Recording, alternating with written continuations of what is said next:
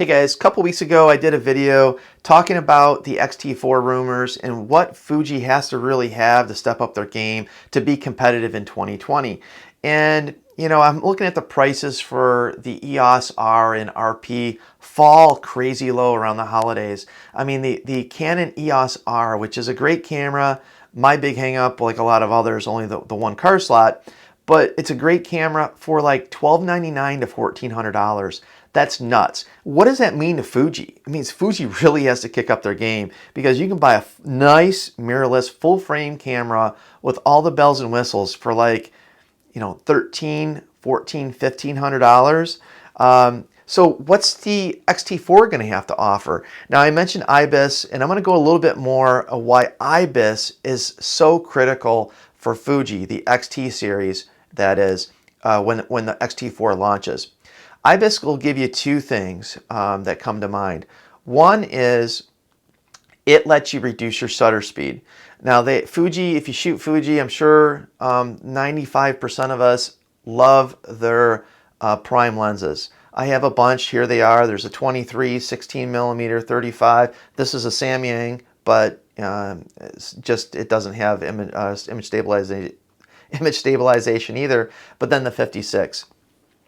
And when we're talking shutter speed and low light, often I'm doing some street photography, walking around downtown areas with a fast, wider angle lens like this 23 millimeter here I have on the camera now. It's a 1.4, but it's an APS-C 1.4. So the low light on the Fuji does good. And I think Fuji does the best in their class. I think they have the best resolution and low light of all APS-C sensors that I've seen. But they're competing with full frame. Now, what an in-body stabilization offers you is it lets you bump down the shutter speed.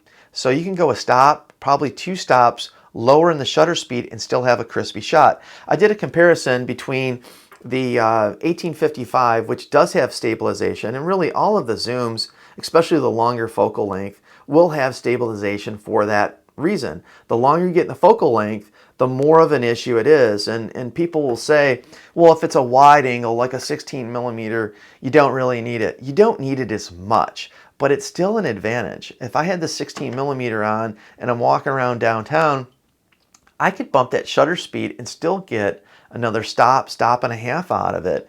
And it lets me reduce my ISO because these cameras, I'll go up to 3,200 in the ISO, but I don't like to be there. I like to stay under 1,600, and you just don't have a lot of ambient light a lot of times. So I did a comparison. I took this lens here. It's got image stabilization. I set it to 23 millimeters. And I took a picture of it, and I took a picture with the same setting with the 23 millimeter. It was wide open at 23 to match this, which was 3.2. This goes to 1.4, but this only goes to 3.2 with the at the 23 millimeter focal length. And you can see apples to apples comparison. When I use this lens, you can see the writing on the 16 millimeter. This is what I took a picture of. It's all sharp.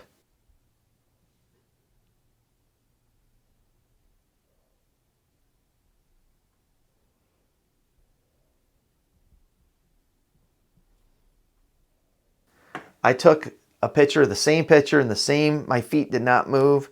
I just switched lenses and clicked it, and this picture, it's blurry. It's blurry because of the motion. When you're hand holding something, that comes into play. The longer the focal length comes into more of a factor, but it allows me to leave my tripod in the trunk or at the hotel and just enjoy the moment. So that's the first big reason. The second reason is these aren't megapixel monsters, and I'm quite happy with the 24 megapixel, or I think, what is it, the X-T3 is a 26 or 28 megapixel. But sometimes you need a high resolution photo if you're doing like a landscape picture. And some of the Micro Four Thirds, or even in the full frame, they'll do a pixel shift. So what happens is your sensor just does like a micro adjustment and takes another picture right in sequence, either two or multiples, and it stitches them together to get a high resolution picture. I think Fuji needs to do that, and IBIS gives them both abilities. It can also increase the shutter speed and the pixel shift. So there it is, guys. I just wanted to focus on IBIS and why I think it's important. People will bring up video. Well, I shoot photography. IBIS is useless to me because I don't shoot video. I don't think that's a good argument. I think it's twice or 10 times more important in photography than video. Video, if you're walking around with a handheld video, an APS-C or full frame, it's going to be shaky as hell and unusable, and you have to use a gimbal.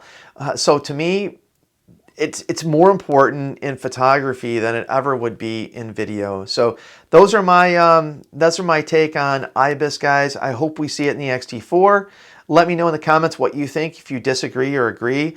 I don't think there's anything to lose. You'll hear some people say, oh, it degrades the image quality. I've never heard anybody from any of the other systems that have it say that they've seen a degradation in quality because of IBIS.